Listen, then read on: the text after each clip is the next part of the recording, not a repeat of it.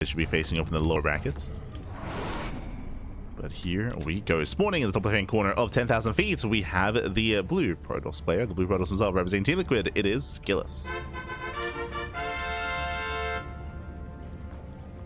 And spawning in the bottom right-hand corner, we have his opponent. We have the red Protoss player, the Polish Protoss, representing Offside Esports. It is a Krystianer. The PvPs continue, Pappy. Let's go. Let's go. Again, we'll see how SKillous will adjust his approach here.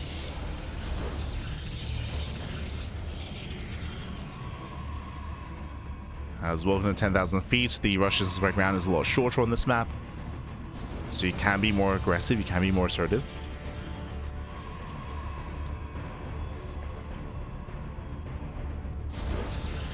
And we're expecting aggression out of Krystianer from SKillous. Again, we don't really get to cover SKillous as much or as often. He's not as active of a player compared to Geralt, compared to Krystianer. So we'll see what he brings to the table. For now, 2-gate. 2-gate opener from both sides. From here, we'll wait to see if we open up double Stalker, double Adept, Stalker Sentry, or Sentry Expand. Oh. Hello, as SKillous, is he gonna hide a second pylon? Okay. Cheeky moves. Yeah, looks like he will hide a second pylon at his own third base location. Gonna be very difficult to scout. Cheeky moves out of SKillous. Meanwhile, Krystianer, he does check his own third location. Looks like he's also... oh, never mind. He is scouting. I mean, he knows. He sees the pylon is missing. Krystianer's own pylon was thrown down in his main. So he's looking for the proxy.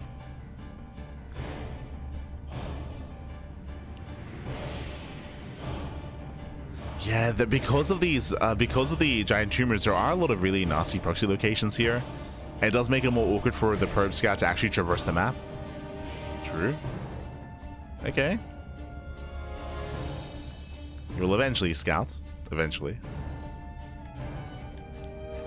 But this is already doing damage. We do have 2 probes out scouting on the map for Krystianer. Third pylon in the main.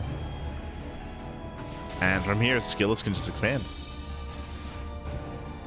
Yeah, SKillous expands and Krystianer is still stuck on one base. Building up extra Stalkers.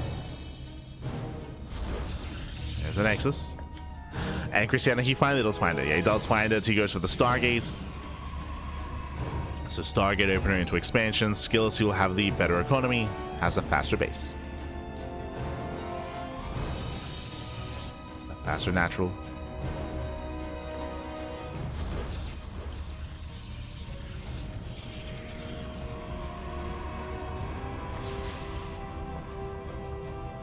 Again, the pressure is going to be on Krystianer to get some equivalent damage. Let's pop off with the Oracle.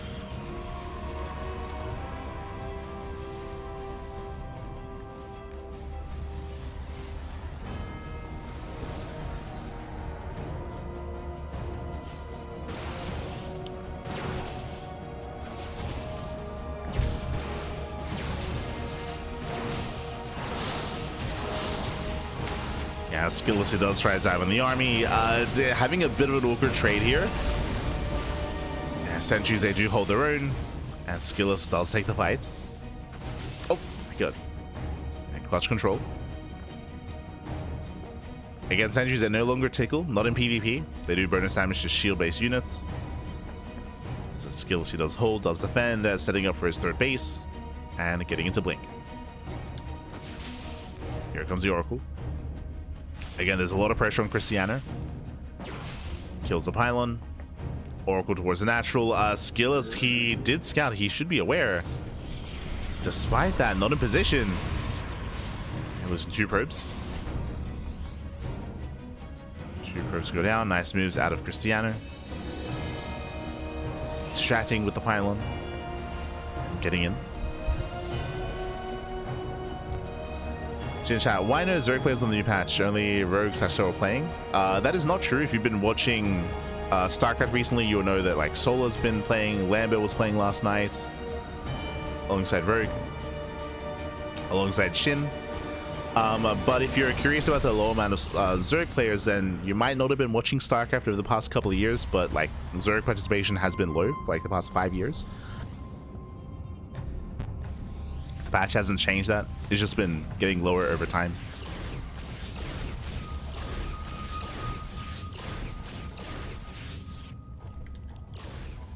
Is unfortunate, is very unfortunate. But having low Zerg participation is like the norm.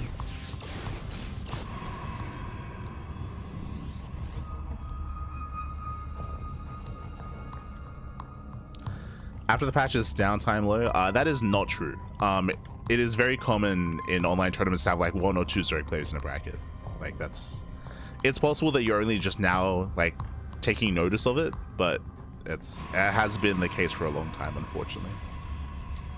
But it is standard to have like 1 or 2 Zerg players, and that's it.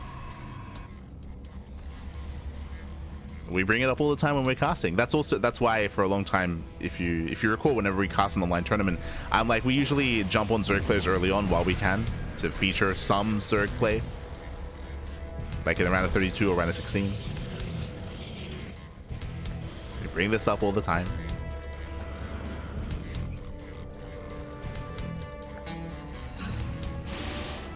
But it's possible that you're just only now like paying attention to that.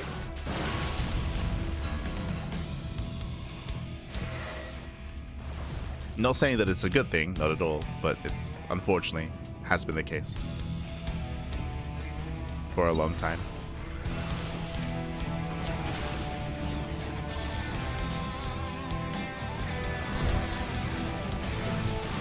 As the double adept does get into the main, 4 probes going down. While SKillous is distracted, diving on the Immortal, not bad. Yeah, SKillous' supply is split. Takes down the Immortal. Krystianer, can he break through the 3rd base? Now we have the army coming in. Against SKillous, he was torn apart. And Krystianer is going to keep pushing. Shield battery out of energy. Ably's pushing into a concave. And SKillous defends. I couldn't find any PvZ or TvZ after the patch on YouTube, but Loco mentioned it too. Loco doesn't really cast a lot of StarCraft. If you watch our channel on YouTube, then you'll know that we have casted PvZ and TvZ.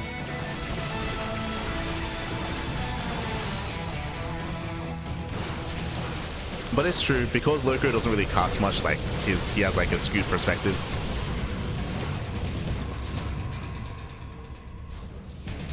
So it depends who you watch. I think we brought this up before, but people like Loco or Winter, they're very selective with what they cast. So if you only watch them, then your perspective can be skewed. I mean, we were casting Lambo last night. And we were casting Rogue last night as well. What do you mean? Literally casting it like 10 hours ago. Ay, ay, ay. And Shin like yesterday.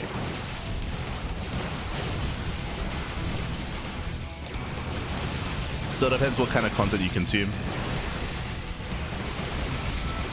As SKillous, he's going to be able to push in. He does have defensive Immortal. The base is getting quite low, but with the help of the Immortal, he should be able to hold on here. Yeah, the Immortal has arrived, and Krystianer is running out of steam. He's running out of steam. He's being forced back.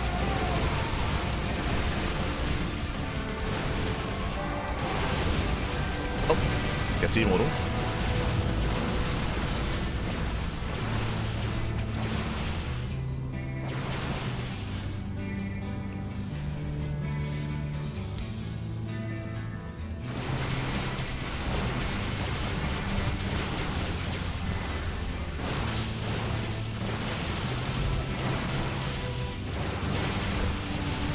GG gets called. Krystianer, he just runs out of steam. He was all in, he was committed, and SKillous will take game number 1.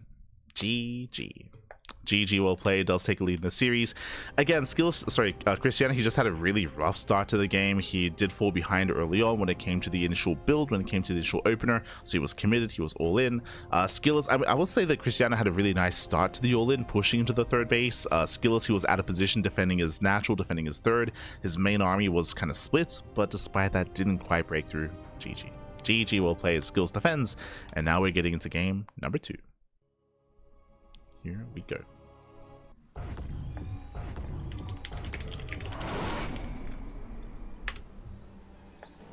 As spawning in the top right hand corner of Tourmaline, we have the blue Protoss player. We have the blue Protoss representing Team Liquid, leading the series 1-0. It is SKillous.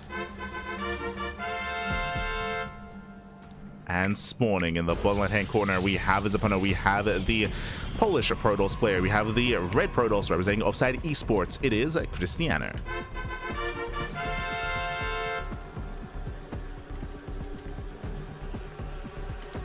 We go.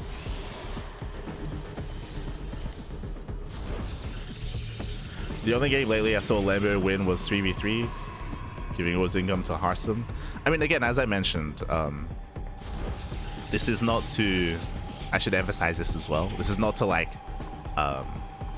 talk badly on other content creators, but depending on what content you consume, and to be fair, like they've admitted this themselves, a lot of content creators out there are very selective with what they cast and what they cover. So if you only watch them, then you are not really getting the full picture of things, and you have like, you can have like a skewed perspective, just because they don't cast everything. They don't, yeah, they're very selective. I think an example of that actually previously was True. Loco, he mentioned how there's a lot of PvP. This was like maybe a year ago. There's a lot of like PvP and PvTs going on, but he wouldn't cast them. So like if you only watched him, you wouldn't recognize like how few Zerg players were actually competing and playing, because he would specifically like seek out like Zerg matchups to cast. So if you only watched him, like you wouldn't be aware of what was happening, or you wouldn't be aware of like the game state.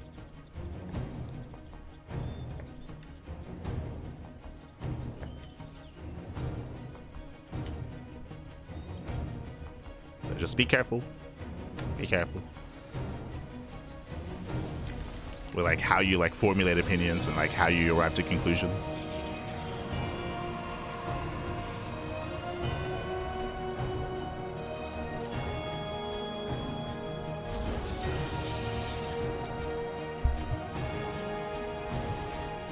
As like you're often being like fed like specific like information.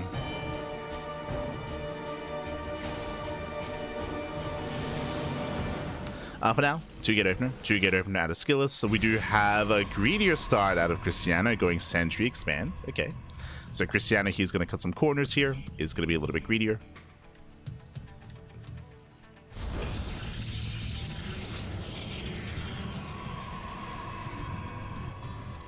Here we go.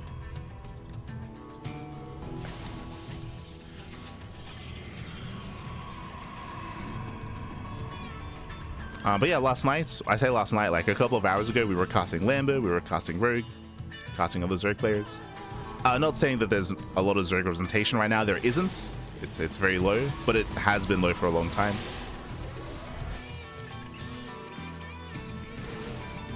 To say that you haven't seen any TVZ or PvZ this patch means that you haven't been watching StarCraft back.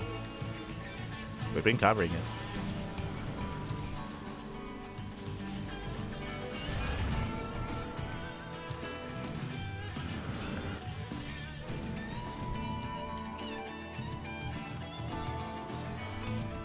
Here we go. Here we go.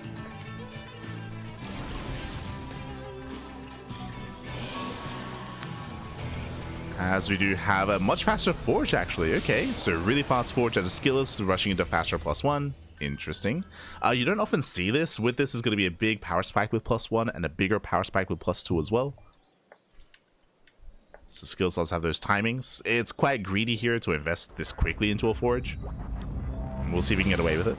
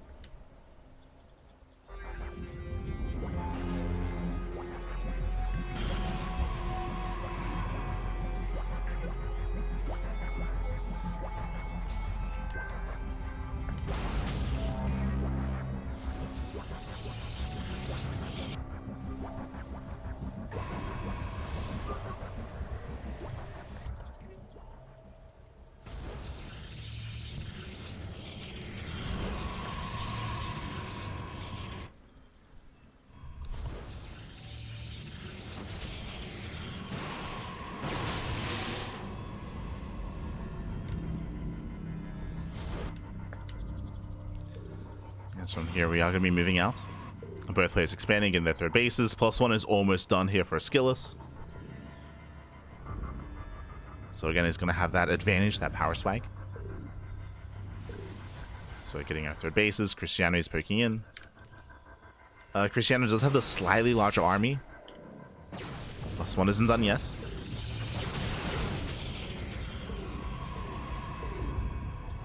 Does poke in. As he pokes in, SKillous gets across the map. Two up, taking one-shot probes. But they both do. Okay, let's go. Probes are going to be going down.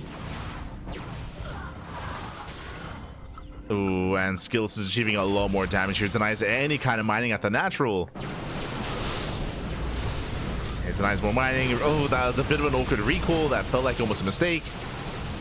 Yeah, recalls in the middle of the fight. He will lose all those stalkers. At the same time, it FSA get into the main. 10 probes going down, and Krystianer, he's falling apart. He's falling apart here. Not like this. Not like this. Ooh, 13 probe kills. 13 probes. He fails to attack. He fails to push into the third. And SKillous can just chase. He can just chase from here. He has the army advantage. Up 20 supply. And just everything went south there for Krystianer. They're just panicking a little bit as well with the recall.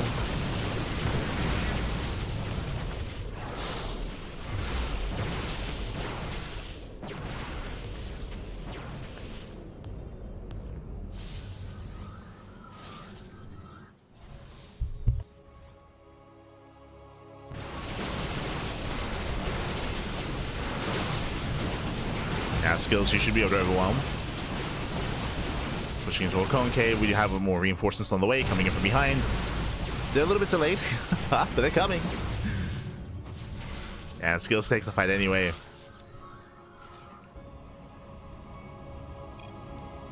Oh, looks like there was a bit of a pause. The Uber Eats arrived, Fabi. Oh, true, true. He got his food. I'm celoso, I'm celoso.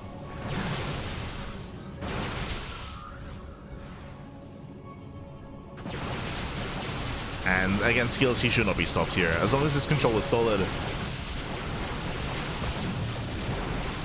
He's just out trading. And GG. GG gets called. The writing is on the wall. And SKillous, he will take the series 2-0, advancing on to the grand finals. GG. GG, well played. Nothing too fancy here to SKillous. I mean, I say that he had a more unique build here, rushing into the faster forge, getting into +1. Early on, you can try to abuse that, just because it does mean that they forego the earlier gateway, they forego like earlier production. But in the end, Krystianer, he was unable to punish. He did attempt with Adepts, so he had some Adept harass, but at the same time, so did SKillous. And Krystianer, he had a worse reaction. He pulled the boys away. He had no reinforcements. He lost a lot of workers. It was over 10 probes going down to the Adept harass, and his economy was crippled. Likewise, so was the army. GG. GG, well played. Congratulations to SKillous. Does advance on to the upper bracket.